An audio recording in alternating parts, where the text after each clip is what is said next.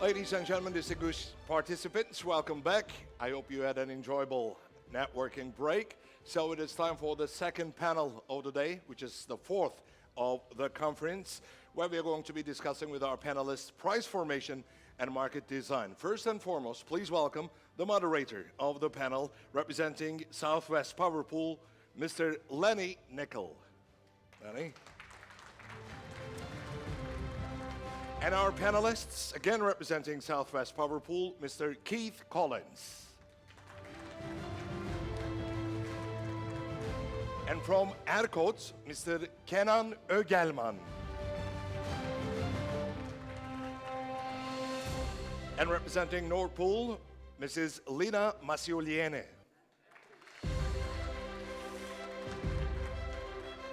And last but not the least, remotely connecting all the way from New Zealand, representing Transpower New Zealand, Mr. Mark Herring. Good evening, Mark. So, Mr. Nickel, the floor is yours, sir. All right, thank you very much to all of you who are still here today. The last day of the conference and right before lunch, and I know some of you are probably thinking about lunch even now as I speak.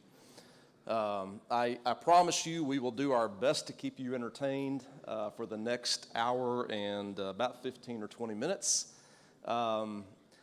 It's actually good to see everybody in person, where I can say good morning and not be worried about offending somebody who happens to be in a different time zone and is actually about to go to bed, okay?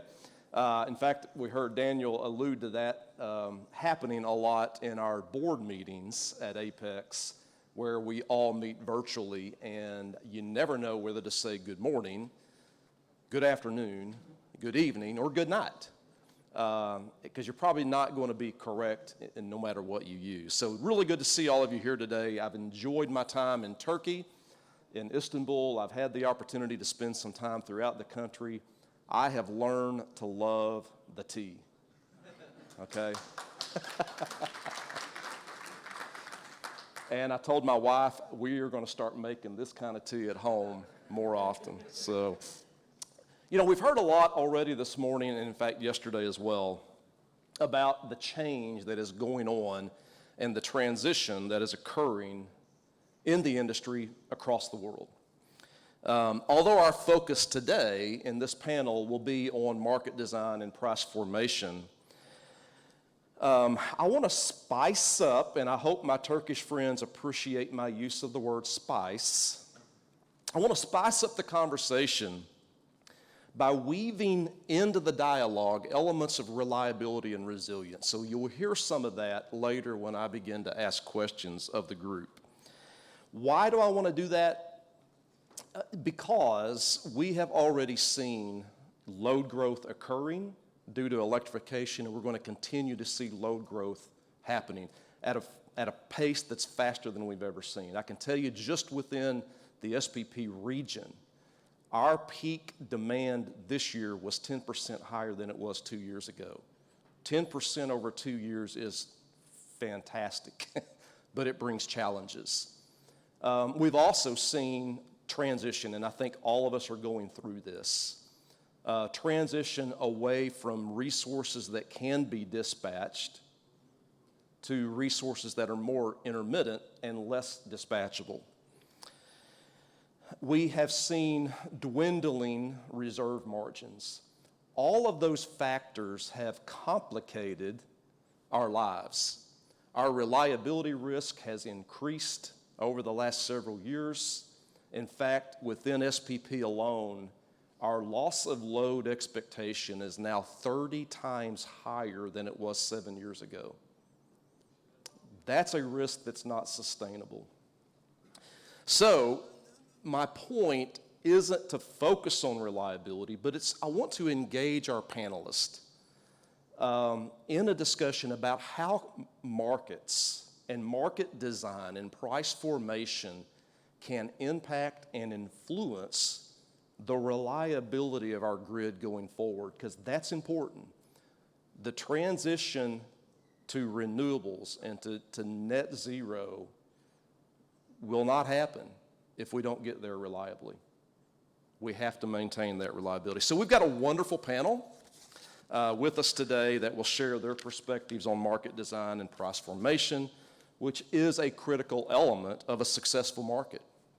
I wanted a group of panelists, and I think I've been successful in doing this, that can articulate not only their unique differences, but also where they align. And I would challenge and encourage all of you to be thinking about your own situations, your own circumstances, as you listen to each of our panelists talk about what's working well for them, and frankly, what might not be working as well for them. Think about how you can apply those key takeaways as you listen to each of our panelists. Very, very happy that Keith, Kanan, Lena, and Mark have agreed to join us today and to be on this panel and to share their unique perspectives. With that, I would like to begin. I'll ask each one of them, beginning with Keith, to introduce themselves to you, talk just briefly about what they do and what their responsibilities are within their prospective market footprints. Keith? Thank you, Lenny, and thank you to everybody here. I really appreciate the opportunity to come speak with you today about SPP and the markets we have. I'll just take a moment to speak about my particular role. It might be a bit unique relative to many of you, and happy to also discuss later our role where, as the market monitor for our SPP, I have an independent nature within the organization, so Lenny and I do report to separate structures, and my role is to evaluate the markets and provide recommendations on enhancements, as well as address issues and concerns related to behavior. So it's an interesting role. I know that other markets have different structures, and the structure we have at SPP is I am internal to the organization, and I think there are great benefits from that. Now, in terms of SPP, the organization, we did have a speaker yesterday give us a brief overview of SPP. I'll just talk about SPP briefly to set the stage for the conversation we're going to have here today. But we do operate spot markets, day ahead, real time. We do congestion hedging. That's another market we operate. I will note what makes us maybe a little different from some of the other US-based markets is that we do not have a capacity market like PJM and some of the other markets. And we don't have the same sort of scarcity mechanism that ERCOT, as well as Australia, New Zealand, and others have. So we operate a little bit differently. We peak load is about 56 gigawatts on the system. We reached that this summer. We do have wind capacity of 33%. But what's interesting is, as a low-cost resource, the first half of this year, wind accounted for 40% of all generation on the system. And renewables peaked at 90% of the system at one point. So we are really experiencing a significant penetration in terms of percentage of renewables on the system that has created situations where the prices that come out of our market are frequently negative. And when you have negative prices, that means they are paying to generate. And so that creates some challenges of market design and ensuring that you have the right capacity going forward to meet your needs. And so this is just a chart that shows the different resources. I apologize, the wind was supposed to be green, but it ended up being the same color as coal. But wind is 40%, coal is about a quarter, and gas is about a quarter of resources. So again, SPP is a wind system, and for the foreseeable future, we expect that to continue to grow in the future, and that's ultimately the last chart that I have here is what are we seeing in terms of generation that's expected or attempting to come online over the coming years. And so we have much more generation in the queue that wants to interconnect, over 100 gigawatts on a system that, as I noted, is only 56. But not all of it will get built, but solar is number one, wind is two. We do have storage resources and some hybrid resources, storage and renewable, and a very small amount of conventional thermal. So this is the context of the dialogue that we're having.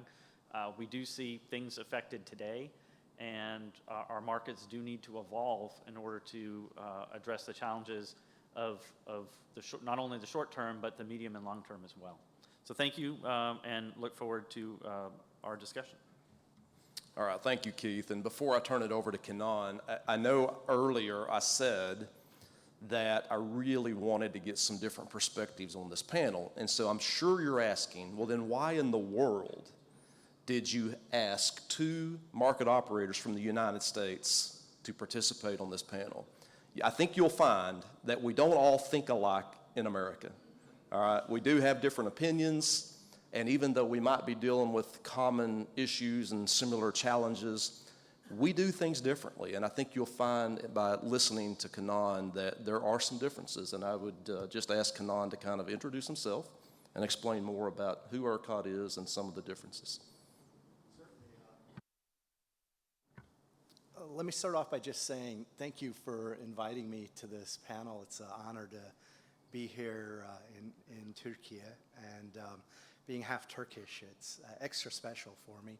Also wanted to thank the board for the invitation and the opportunity to be here.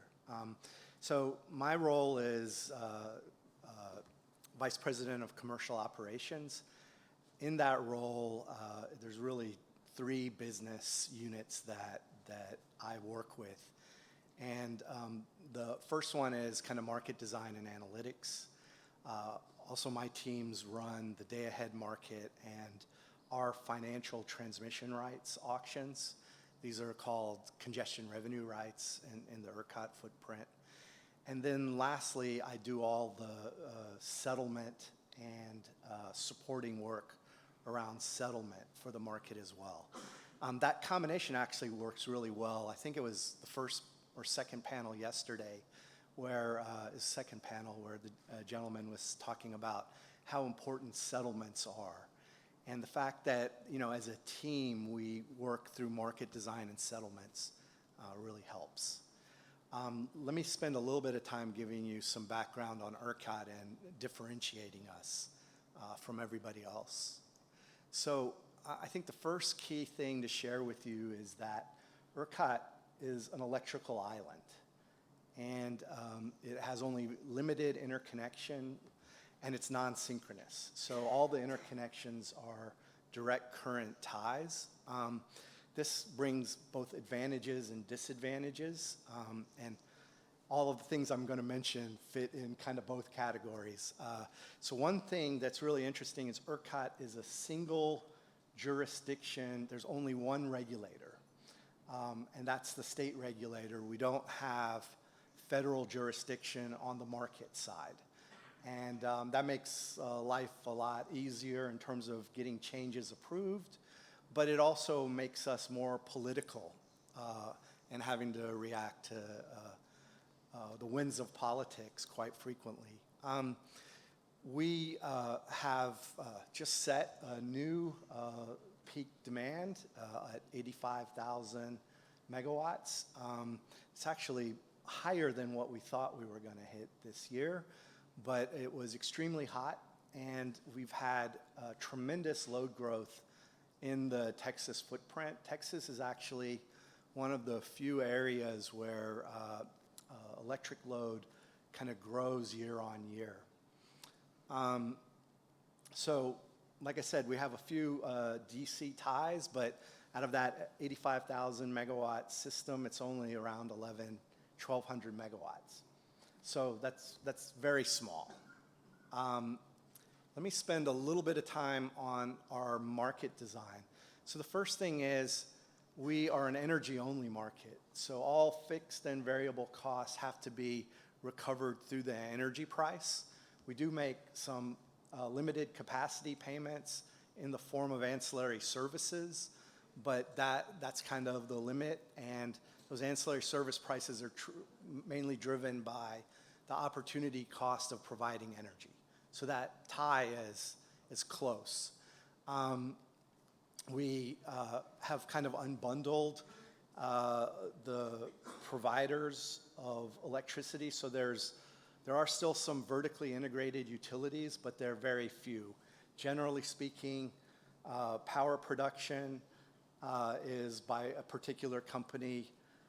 Retail service is by a different company, although they can have different arms and be merged.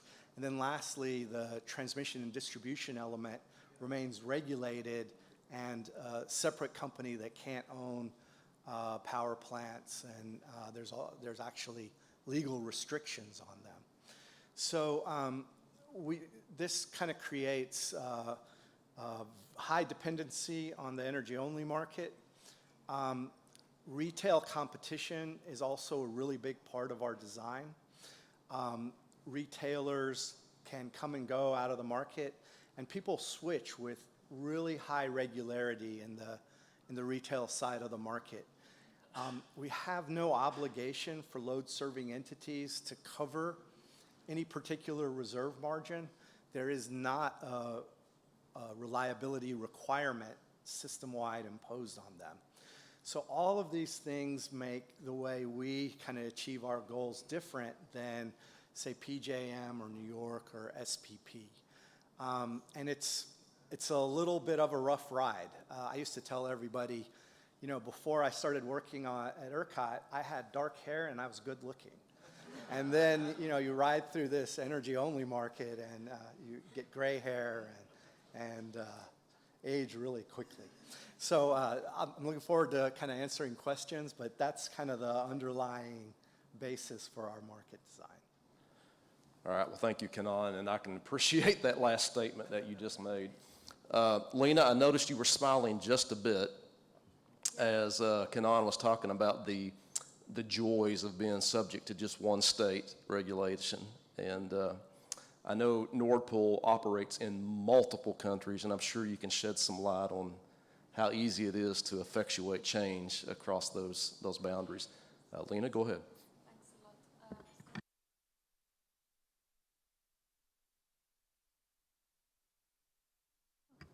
It's good to have help around. So, hello everyone. My name is Lina Masuliani, and it's really a pleasure being here today. I actually calculated it's probably my 12th conference in a row, and I just missed one in Poland, in Krakow, when I was pregnant. So actually, I think I had an excuse. So it's really great to be here back again in this fabulous place in Istanbul. And when I joined Apex, I was actually ahead of a small exchange in Lithuania locally called Baltpool at that point in time. So yes, a lot of things changed since my first conference. Today I'm a part of a pan-European exchange, Nord Pool, and my main responsibility within this company is responsibility for the services towards like other entities. So when I say services, I am responsible for the consultancy services, for the technological services we deliver to our power exchanges, I mean IT services, as well as like any other services we would deliver to other customers. Maybe shortly about me and then just about us. So we are proud to say that Nord Pool is celebrating 30 years anniversary this year. So so it's really impressive to see how the markets developed over in Europe. So firstly, it was started in Norway, and first cross-border, let's say, trade was happening with Sweden, and then actually 30 years after, we can see really interconnected European market. And I think it will continue, and we will, let's say, grow with the neighboring countries as well, meaning those will be incorporated as well. A bit about Nord Pool at glance. So we operate today in 16 markets, and we deliver our services to 4 more. So 4 countries that we are delivering our technology services is Croatia, Bulgaria, Romania, and Georgia at the moment. We have approximately 150 employees, which is not a lot when you think about the scope we are delivering. And it's really great that we have 35 nationalities. So within that small organization, you have people from all over the world. So it's really cool to have colleagues from, let's say, all the places in the world. Overall, we traded 1,077 terawatt hours last year, and we have more than 350 customers. So maybe that's it about us. Maybe one peculiarity about Europe is that we have an extensive competition in the power exchanges. So it's also probably something that is very unique for Europe. But yeah, it's interesting to see that development as well. That's shortly from me. Okay, thank you, Lena. And next we have Mark Herring. And Mark, just to give you a layout here, at least up until now, you were behind me, and I could not see any of your facial expressions, whether or not you were smiling, laughing, or wincing in pain.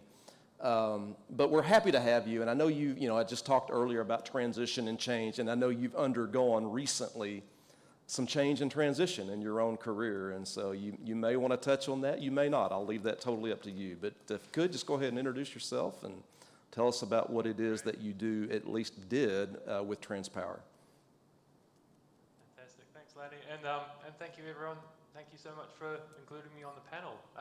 I did have grand plans to join you all there in person today, and as Lanny is alluding to, a bit of change means that I fortunately I can still join you virtually, but I am dialing in from a Friday evening here in Wellington, New Zealand.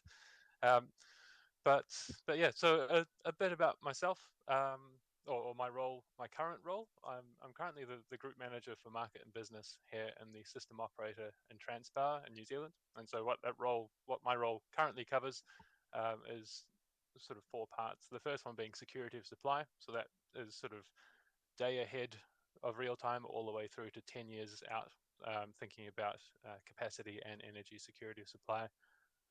The next part of the role is around market design and providing advisory to our regulator, the Electricity Authority, who designs the market.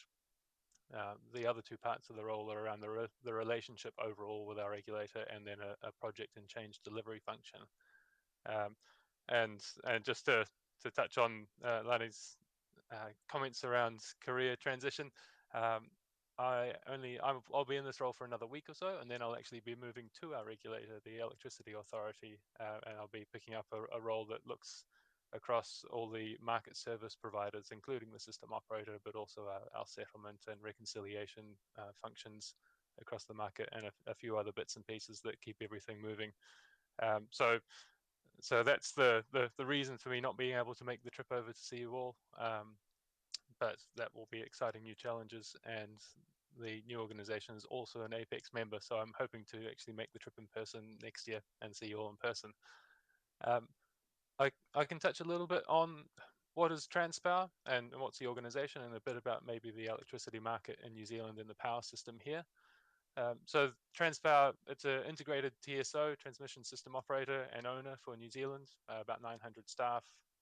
The system operator element of that is an independent service within the organization, so it's integrated yet also independent, and we're spread across 4 control rooms and 4 offices across the country, and we cover real-time dispatch and scheduling, but also outage coordination and that security of supply function. I just realized I hadn't shared my screen. I didn't know if these slides would be up on the screen in the room in the conference.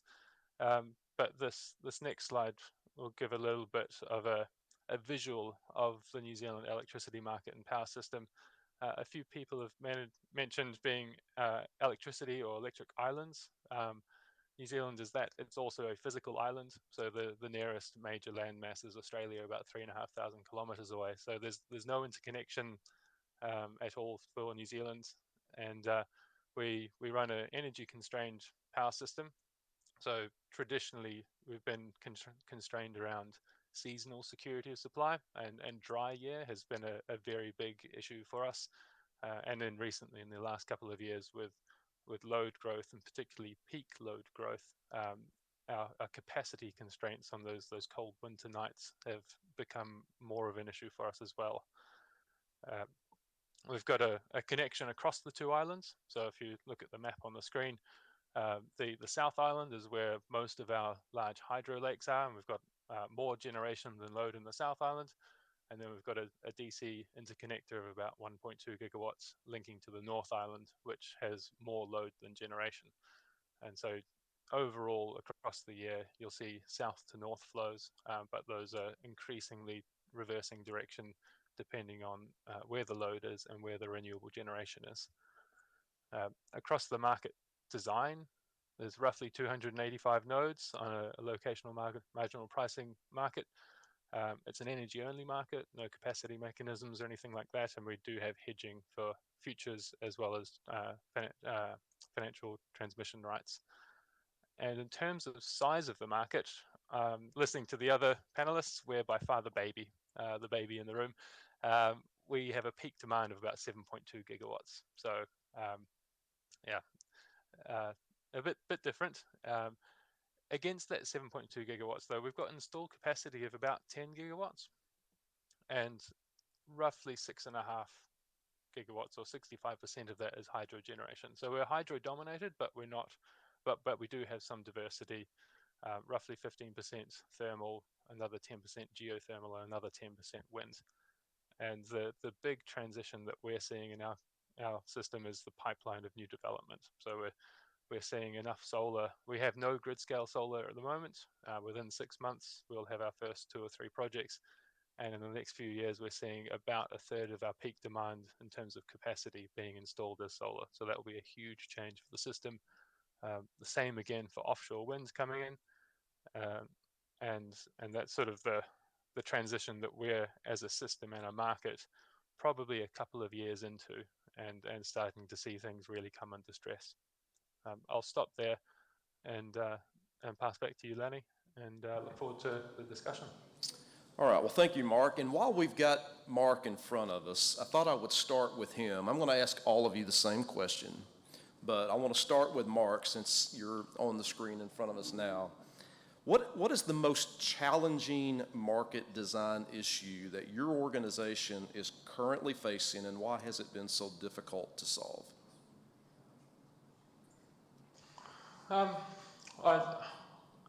I'd say probably it's challenging, and it's also potentially counterintuitive or unexpected to some people when you describe it. So, as I was saying, our market is a hydro generation dominated market, and so you'd think our security of supply challenge happens when it's a dry year, and that does happen every couple of years, 2, 3, 4 years.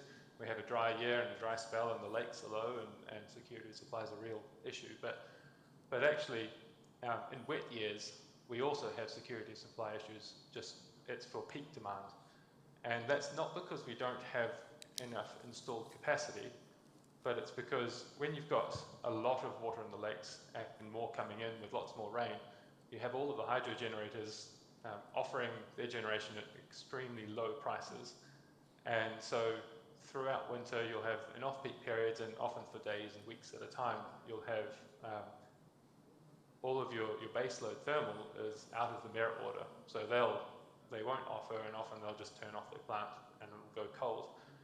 And as we're seeing peak demand rise, more and more we're seeing these high peaks where we need all of the installed capacity available to be there and turn up, even if it's only for 30 or 60 minutes on a cold winter's evening. But the challenge is that the specifications of a large chunk of our thermal capacity was designed and installed as baseload, and so it will take 2 or 3 days to warm up and actually get started and be generating.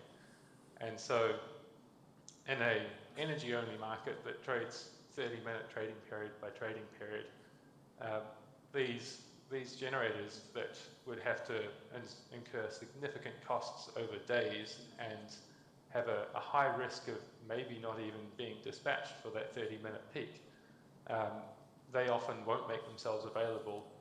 And if the demand forecast is slightly out, if the forecast is a bit too low, then we end up having to curtail demand. Or if the forecast is slightly high and these generators aren't needed, they stare down the barrel of a straight commercial loss. And so we've been seeing that. Last winter, saw a number of very, very tight margins on peaks where we came very close to needing to turn off large numbers of residential homes just to get through that winter peak. And the challenge is being exacerbated with more intermittent generation coming on, because that's just bringing more uncertainty as to what the margins might be on any particular peak. And so that's probably been the biggest challenge in our market over the last 24 months or so. There's been a lot of work going into it, and the regulators held very firm to their stance of not wanting to have any capacity mechanism and sticking to the energy-only market design.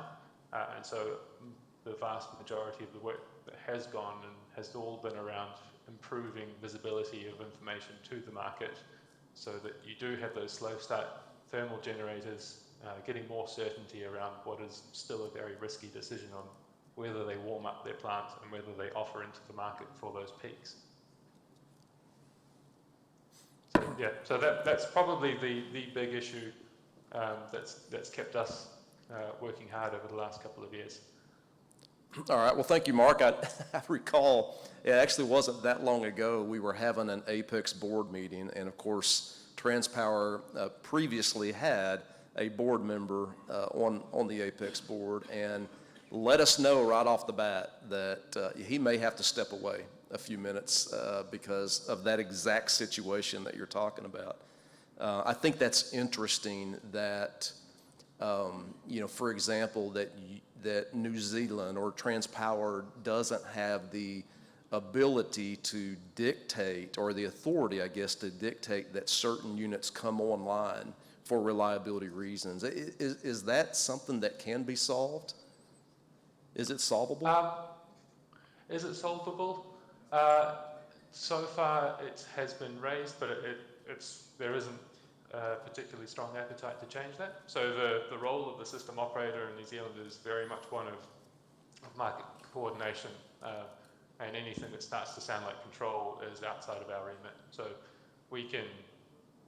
our role is to inform the market as to what might be needed, and the market can offer up any level of capacity or not offer it up, and the system operator can request more generation from anything that is offered. But if generators don't offer it, or if they don't want to turn on their plants, there's no ability for the system operator to force that onto the system to meet a peak. Yep. All right, well, thank you, Mark. All right, Lena, let's go to you next. What is your most challenging market design issue? Yes, thanks, Lani. So when we were here last year in Croatia, the hottest topic in Europe was energy crisis, extreme gas prices followed with the prices in electricity. On top, we had extreme situation with the war, and we were just saying that, okay, how this all end up and what will be the effect. And the biggest question was like how the market design in Europe will be changed or will have to change because of that. And during this year, there is a wide consensus, at least among the Europeans, that the existing market design has proven its robustness, and that like high prices were like the result of fundamentals, but the market was functioning well. Nevertheless, during this year, we saw the tremendous shift from actually gas to more renewable sources. So there is like really exponential growth in the renewable energy. And I think if I need to say what is the biggest challenge as of today, I would say that for the power industry in general, our markets are, let's see, energy-only markets, and the extreme volatility in pricing with, I would say, quite low liquidity on the derivative side creates the lack of investment signals. So we really need to find the solutions to actually invest or to have a correct signal for the investments for the future. So yeah, I would say that is the challenge of today. Integration of renewables and the high volatility of the pricing and lack of a signal for investment. Well, certainly investors need some sort of certainty, right? And I can imagine the challenges that you're dealing with as your prices don't provide that kind of certainty for an investor to make the right decision, which is one of the reasons we wanted to have this discussion today. How can we change that? How can we create the right price signals so that we're getting the right types of generation in our markets so that we can keep the lights on, not only now, but into the future? By the way, that's SPP's tagline. Kenan, go ahead. Yeah, so, I mean, as far as this whole conference has gone, we've talked about kind of change. And certainly within the ERCOT footprint, we're experiencing that. Both the way we produce electricity, but also the way it's consumed is changing dramatically. We have kind of gone through 3 iterations of really large investment in new types of resources. So the first was wind, and then solar is now becoming a really big participant. I'm sure you've heard about the duck curve, the cavern in California, and we're certainly seeing that in ERCOT. And in fact, this summer, on September 6th, we actually entered into Energy Emergency Alert Level 2, which is the level at which you can shed firm load. We, thank goodness, did not have to shed firm load, but the dynamics are something that we're going to have to live with the kind of the rest of the way forward. And that is, at least within the ERCOT footprint, you have really hot summers. Solar can cover a big chunk of that until the sun sets. That's both good and bad. So it pushes other resources offline, but it is able to serve load during most of the high temperature hours. But when the sun sets in Texas, it's still really hot, and we have to try and bridge that. And we try and do that at a time when, so the sun's setting, but heat's lingering, so load's not dropping off as quickly as we'd like. In the ERCOT footprint, wind usually bottoms out between 11 a.m. and 1 p.m., and then from there on, it ramps up. Now, how much it's going to ramp up is up for debate, but it does ramp up. So we're trying to manage wind ramping up, load slowly ramping down, and kind of solar dropping off of a cliff. And there's not enough alternative resources to kind of cover that gap. Batteries are becoming a big player in our market, but we did not design all of the rules and incentives exactly spot on to accommodate batteries. So I don't know if any of you remember this television show, I think it was worldwide, called MacGyver. There's this guy, and he would have some problem and get bubble gum and duct tape and fix it and save the day. Well, unfortunately, we are kind of MacGyvering our way through this transition, and we know what the right answers are, but the design and the systems to manage that have to catch up. So, I mean, for us, the biggest challenge is accommodating these new resources reliably and doing all the things to manage the system with this tremendous change going on.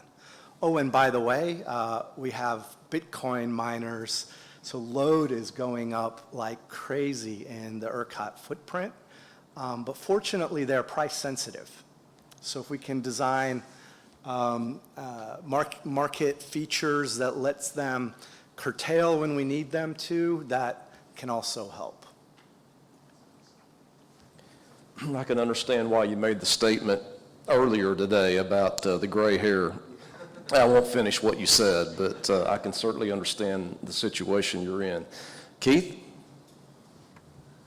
Yeah, actually, thinking to Mark's comments, our situation is not that unlike what he's suggesting, and really it comes back to, are resources available when you need them to be available? And in this transition, you're in a sort of a derivative situation where you might have plenty of generation in the present moment, but there are certain probabilities that generation will not be available. And given that wind is a resource that is highly variable, the challenge is ensuring, do you have enough resources to back that up?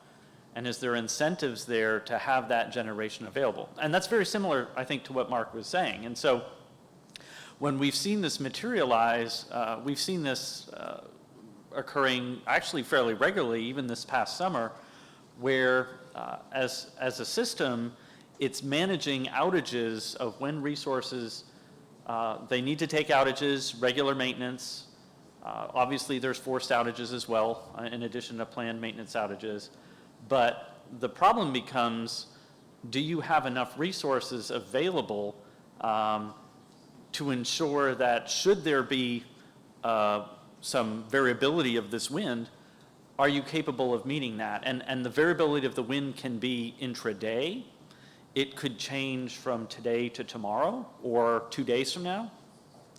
And do those resources have the staffing, the fuel, the contracts necessary to be available? And so that to me seems very similar to the problem that Mark was saying. And when we think of the way the markets are presently designed, it's either your pricing is in a spot market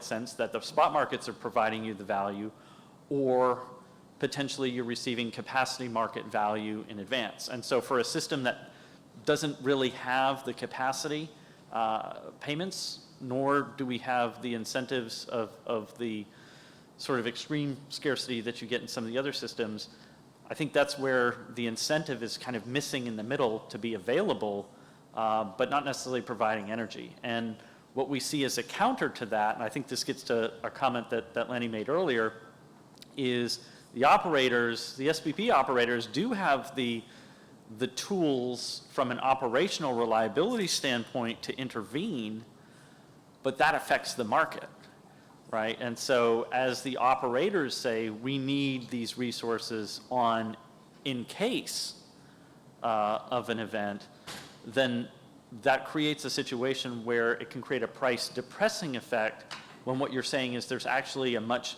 increased value for those resources. So from a market perspective, that is probably the greatest challenges we're seeing today. Well, certainly we know that all types of generation can fail at certain times, depending on the situation. You spoke about the volatility of wind. Kanan spoke about the challenges that ERCOT is facing with solar, and then we heard about some of the challenges around hydro. Just to put a finer point on what we've seen just this year alone in SPP, we have 32,000 megawatts of nameplate wind capacity, which is about a third of our total nameplate capacity. On June 6th of this year at 10 o'clock in the morning, out of 32,000 megawatts of nameplate wind capacity operating across 14 states in the United States of America, we saw 110 megawatts of energy produced. That was an all-time low. 110 megawatts out of 32,000. That speaks to the kinds of volatility that you have to be prepared for, not only in your market design, your price formation, but also just your reliability administration. I want to go kind of shifting gears really more to what we've seen during some of our extreme weather conditions, which we've observed how, gas and coal can also not perform. So I want to ask Keith and Kanan to talk more about Winter Storm Uri, which affected both of us. Very similar, actually ERCOT a little worse than SPP, but both regions had to interrupt and shed firm load during Winter Storm Uri, which occurred in February of 2021.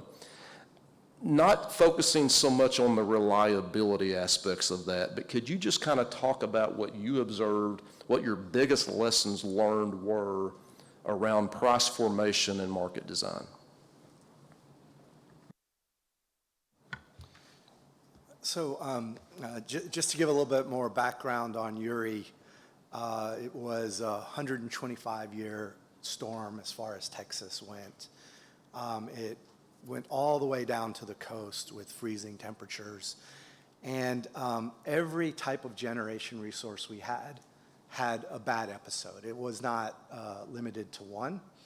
and we had to shed extreme amounts of load to manage that and manage frequency.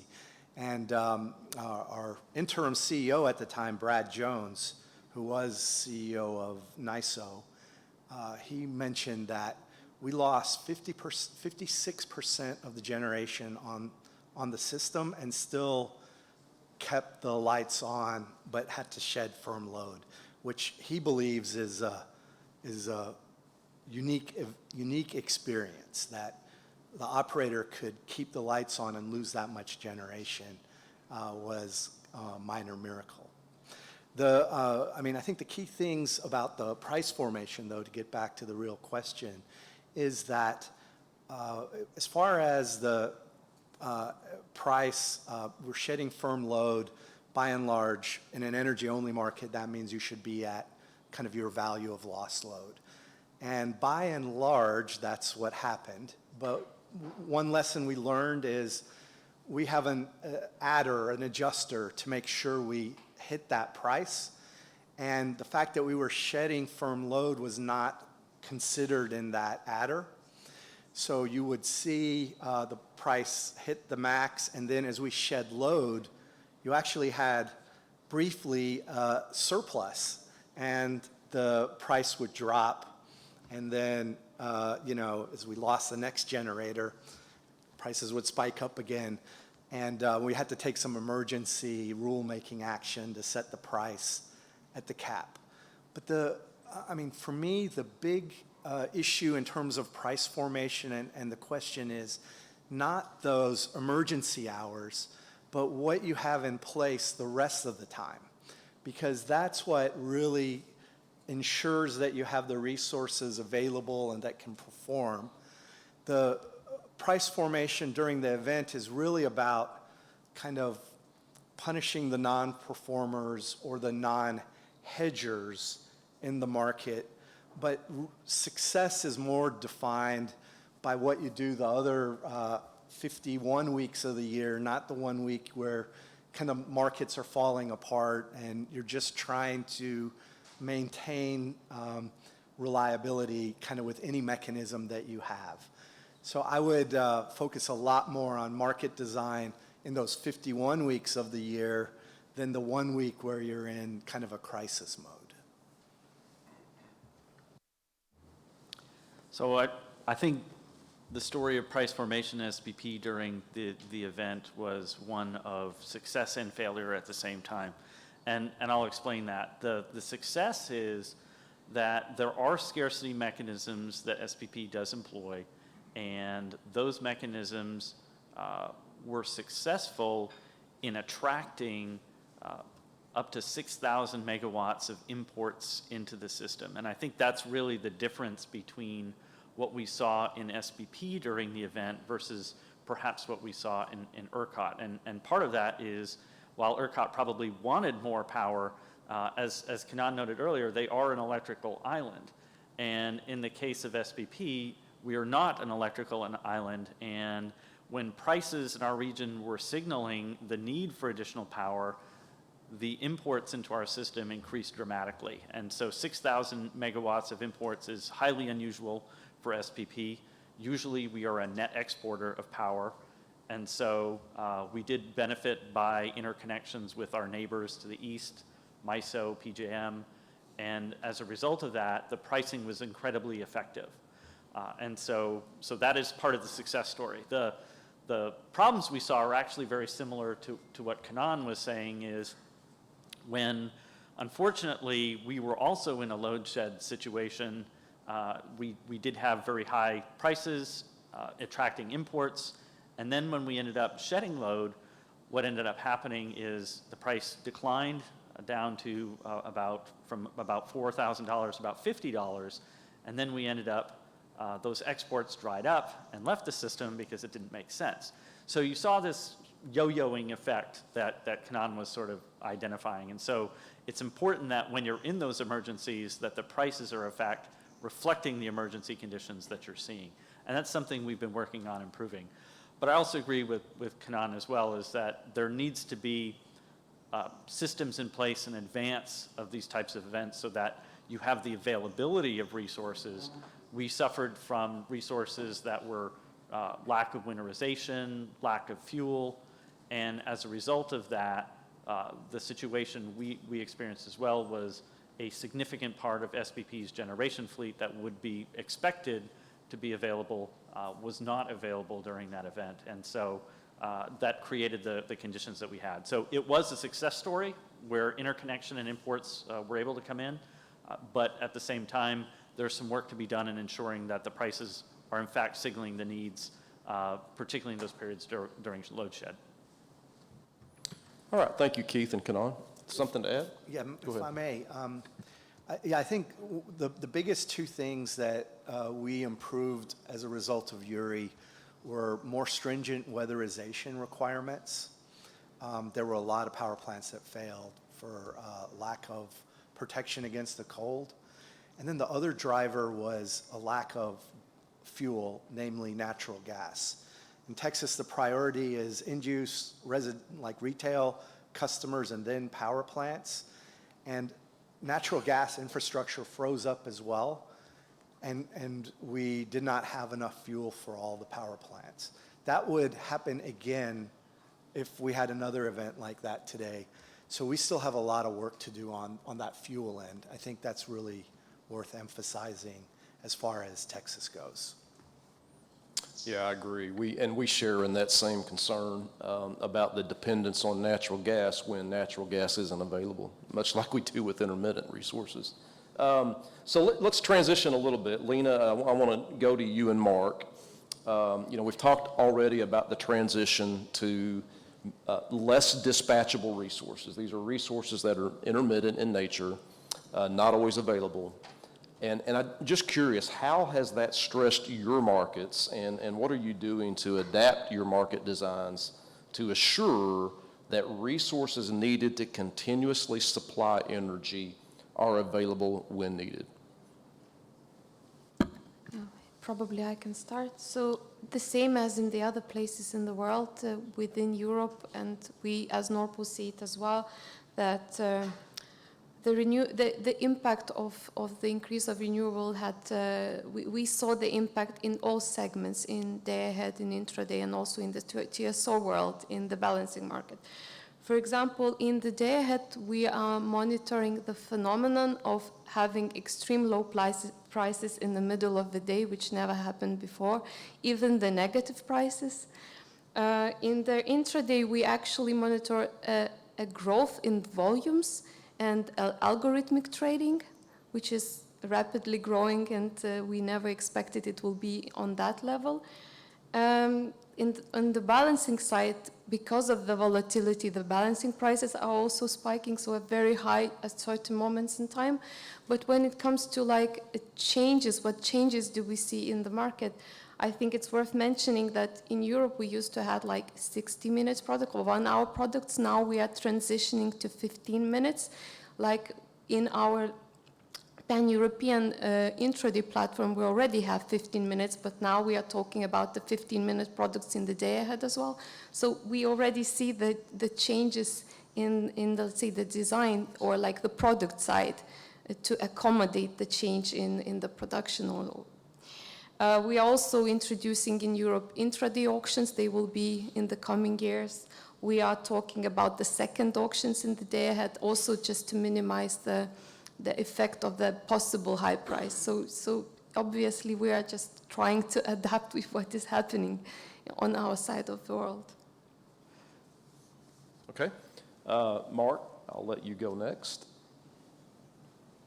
Yeah, I think one of the things we're seeing, and it sounds like it's been alluded to in some of the other panelists, is there's sort of been a bit of a squeeze between, or sort of a mismatch between expectations of the public and politics and the efficiency of a market and market design and operation. And I think as we start to see more and more intermittent generation coming into the market and more uncertainty, and therefore driving sort of lower overall prices, lower average prices, but much spikier peak prices. What that's driving is a lot of uncertainty for legacy generation technologies that were necessarily designed to offer baseload. And so their business models are becoming very, very risky because they have a huge startup cost and an uncertain return over a very short peak trading period. And so those market participants, they're being squeezed between their commercial drivers of offering an increasingly high spot price for those peaks to recover their costs, and regulatory oversight of what in our market we have a fair or good best practice trading conduct, which is overseen by our regulator. And so they're being pushed, their offer prices are being pushed down by this regulatory and political expectation and oversight and set of rules, and then being pushed up by their cost base. And the expectation is their offers are set on short-run marginal price, not long-run marginal cost. And so I think that's one of the really interesting and big stresses that we're seeing in our market. And as the uncertainty grows, that just gets exacerbated. And so we're working through lots of different initiatives. One of them is looking through where the scarcity price thresholds are set in our market system, where we have pre-baked tranches where if the market price or the wholesale price hits a threshold, we automatically shed load rather than dispatching more generation. And those thresholds are coming under pressure as generation costs come up and up and up in those very volatile, spiky peaks. We're also putting a huge amount of effort into information provision to the market, because as I mentioned earlier, in our regulatory framework, we don't have the power to bring on physical generation capacity. We can only bring on what is offered by the market. So all of our efforts have been essentially making all the data in our control room as transparent as it possibly can be, and giving that to the market as early as it can be made available, so that they can see the risks that we see and they can make their offers accordingly. So that's the bulk of the effort we've put in so far, and we're only starting to scratch the surface on new products and starting to think about how we might sort of compromise it's seen as a compromise of the purity of the market, or how closely coupled the market settings are to the physical system, and whether you might bring in some sort of capacity payments at the risk of sort of being the energy only signals, as well as whether you start bringing in workarounds around the nodal pricing system and using those workarounds to encourage more investment in the market. Okay, thank you, Mark. Before I switch gears, anything to add from Keith or Kanan? All right, well, let's do this. Just to try to increase engagement from the audience at this point. I do have more questions to ask, but I would like to give you the opportunity to ask our panelists questions. I see a couple over here, and then one in the back. Let's go to Daniel. Yes, hello. Thank you for that interesting discussion. I have a question to Kenan. I understood you that you have blockchain and mining in your region. First question would be, how comes? Is the electricity so cheap that all these miners are now situated where you provide your services? And obviously that works together with your market design. So you told us in the beginning there is no need for capacity markets. So apparently the demand is high enough to create sufficient supply. Am I wrong? I'd hope to say that from my perspective, this is not the fundamental part of your question, but let me correct the record more first. I think it's impossible to manage all the change on the system without some kind of standby payment for resources, because you want these resources to be around when you need them most. And it doesn't have to be, say, a traditional capacity market, but you need some kind of standby mechanism. We've been told we're going to operate with an energy-only market. I think that is under review currently. I don't know how that's going to play out if there's a change. Now, to get to the real focal point of your question, as long as the crypto providers, these data centers, can interrupt their load and not be consuming at peak, you don't have that much of a problem. What they end up doing is kind of filling out those valleys, and Texas is a very high renewable state in terms of both potential and existing. I think we would be like the #2 country in the world in terms of wind, and I think we have 15 gigs of solar and on our way to 30. So there is a lot of that type of resource out there. But the other reason why the crypto miners have been so interested in the Texas market is it's, from a regulatory standpoint, very friendly, and interconnection is very easy. So those two dynamics really have attracted them. And politically, there's a big battle going on between Democrats and Republicans, but our governor would say we're open for business. Meanwhile, at the same time, I get letters from Elizabeth Warren saying, these things are terrible, why are you letting them into your market? So there is a political dimension to this whole activity as well.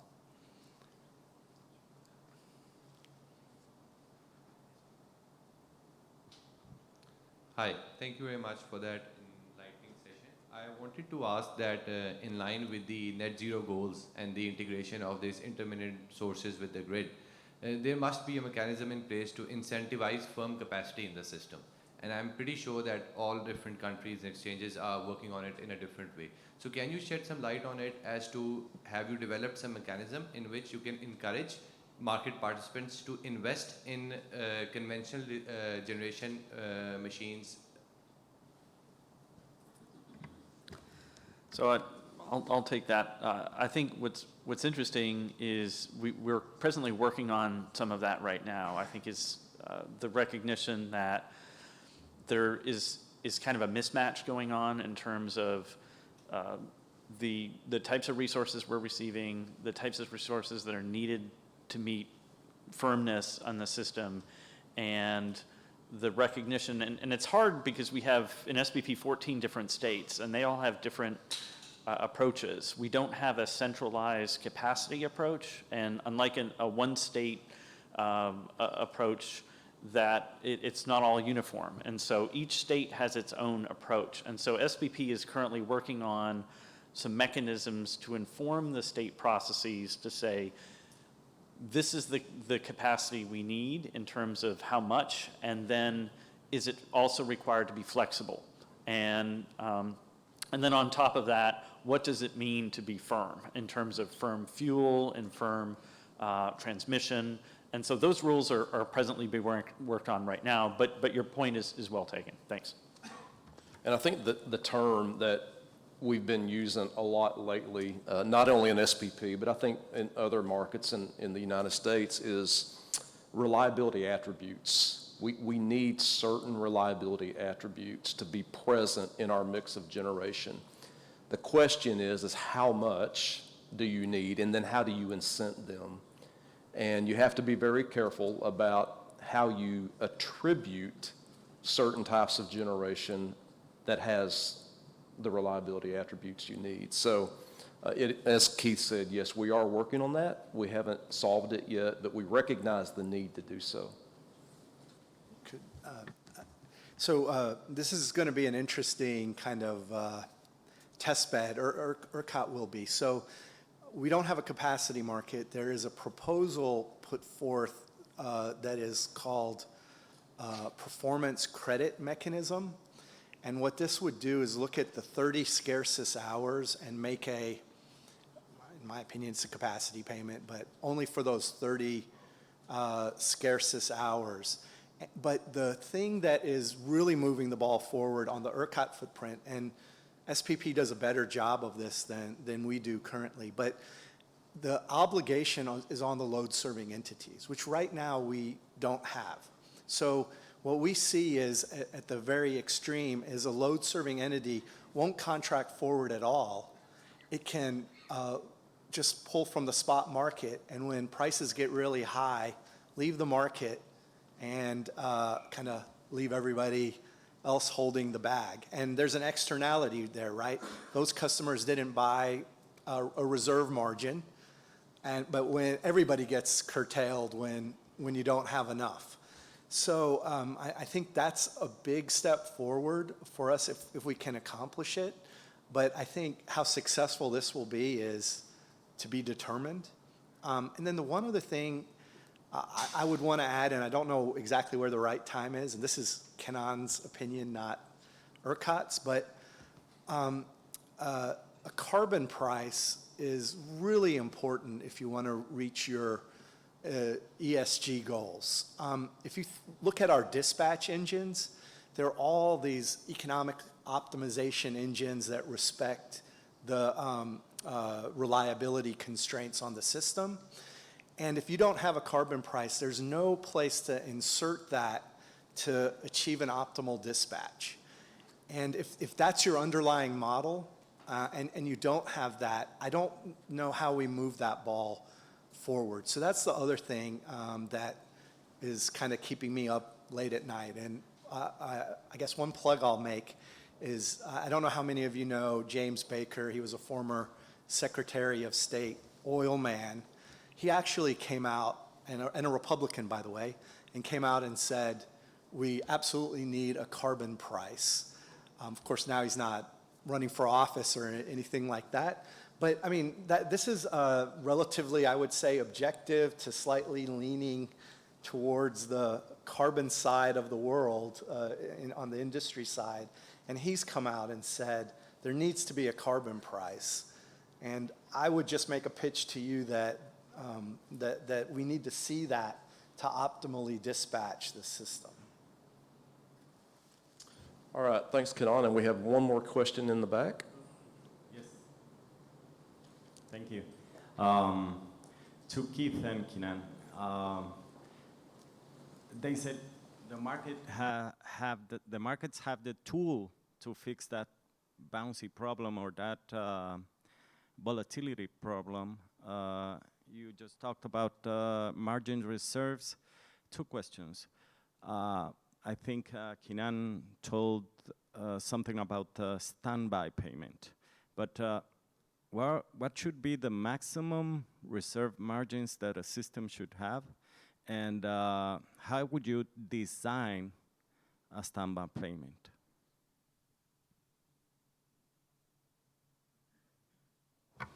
So I'll start off with the bouncy issue.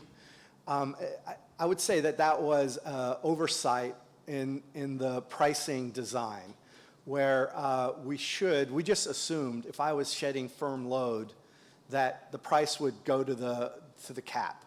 But what happens is when operators shed load, it's chunky. It is not exactly to the megawatt, the amount the system needs. So it tends to be overshoot and then undershoot kind of circumstances. And if you overshoot, then for at least a brief time period, your reserves on the system go up. Our pricing adders were referenced to the amount of reserves. So once the reserves went up, the price went down, because offers generally aren't setting the price. It's this, what we call the operating reserve demand curve, or ORDC. And so it looks at the clearing offer, looks at the system conditions, and creates an adder to take the price up to the reflective system conditions. So that was the part that we didn't quite get right. And what we did was we just told the system, well, okay, now take the load shed amount into consideration and back that out also when you do pricing runs. So the second part of your question was, how do you design a standby payment? And I mean, from my perspective, it will be a combination of your ancillary services. Those are things I buy pretty much every day. And then I like this concept of looking at the tightest 30 hours or some number of hours and making a payment for resources that were there and able to perform when we hit those conditions. But a standby payment can also be just capacity payment in the traditional centralized forward capacity market standpoint. Then the third part of your question was reserve margin. So what we're finding is the traditional 1 in 10 event standard that applies in the US is requiring higher and higher reserve margins because it is also driven by the resources on the system. So as you get more and more intermittent resources on the system, the reserve margin goes up. We're actually going through a study in this area currently, and the broad consensus is that instead of looking at an event exclusively, the reliability standard needs to be a combination of the event, the volume that you're losing, and the duration of that loss. So I expect that we'll see some combination of LOLE, EUE, and a probabilistic event coming together to drive what a reserve margin should be. If I could just quickly make a couple points. I think with regards to eliminating the variability, another alternative is setting essentially a system floor. I know MISO, the Mid-Continent, uses a price floor when you're in load shed, that the price won't go below some level.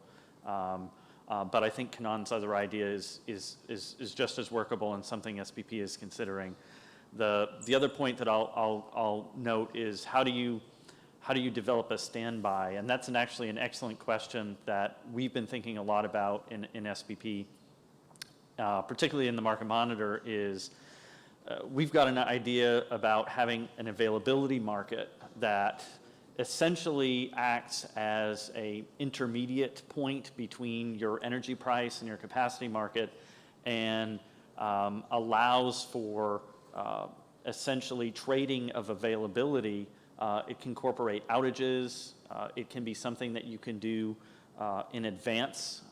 It could be a year in advance, a month in advance, and ensure that resources that are the resources that you need available are aware that they need to be available, they're paid to be available, and that there are consequences, financial consequences of not being available. And so it's that coordination of availability that we see has the ability to do that, as opposed to, let's say, another ancillary service. So more of a forward ancillary service, if you will, with the ability to transact and trade. Thank you. All right, well, I really wanted to ask a question about demand response, but I know there is a demand that we have lunch at about 12:30. I just got the signal to my right, and so I'm going to curtail my curiosity about demand response. I do want to ask just one last question. It'll be kind of a lightning round, quick response kind of question, just to provoke thought. So in 10 words or less, okay, if you were king or queen for the day and there was nothing in your way, there was not a money limitation, you didn't have any regulatory hurdles, you didn't have stakeholder pressures, nothing prevented you from doing what you wanted to do, what would you change about your current market design? 10 words or less. We'll start with Lena. 10 words or less, it's a challenge, but Europe is a combination of nations, and we have like one European model, but still we have individual countries working under their, let's say, individual rules and having still some individual products. So I would say the unification and simplification across Europe, that would be my wish. Thanks. Bit more than 10. I think I'll just put in one word: accountability. There needs to be more accountability in the mechanisms we have in the market. Spoken like a true market monitor. Kenan. I would like to have this standby payment, have a workable, effective solution for this standby payment issue, and for the rest of the market to align. We get torn in so many different ways. If I could make everybody be consistent, I'd be really happy. All right, Mark, you get the last 10 words. I think I might blow the limit as well, but I'll try. I was similar, I guess, in thinking, how do you get clear price signals and coordination across the whole system, transmission and distribution, so household all the way up to central system operator, and layering on top of that open and transparent data wherever possible to inform those market decisions. All right, well, let's wrap it up. And if you don't mind, just join me in appreciating our panel. Thank you so much for joining us today. Thank you to the audio-visual aides in the back. You guys did a wonderful job. I appreciate that as well. Thank you very much, Lenny. So we're going to have a quick photo together with Mark. So I will ask Lena to move a little bit to the left. So we're going to have Mark in the photo as well. Mark, stay with us for another moment. And look at the camera directly. Mark, please, will you? Okay. One last time, ladies and gentlemen, a big round of applause for our distinguished moderator and panelists. And Mark, you're missing a wonderful lunch here, delicious Turkish food. So we would like to see you in Istanbul sometime, really soon. I'm wildly envious, but thank you very much and enjoy your lunch, everybody. Thank you. for including And me. enjoy your dinner. Have a good evening. All right, ladies and gentlemen, it's lunchtime, the same room as yesterday. So we're going to reconvene at 1:30. 1:30, see you at 1:30 and enjoy lunch. Thank you.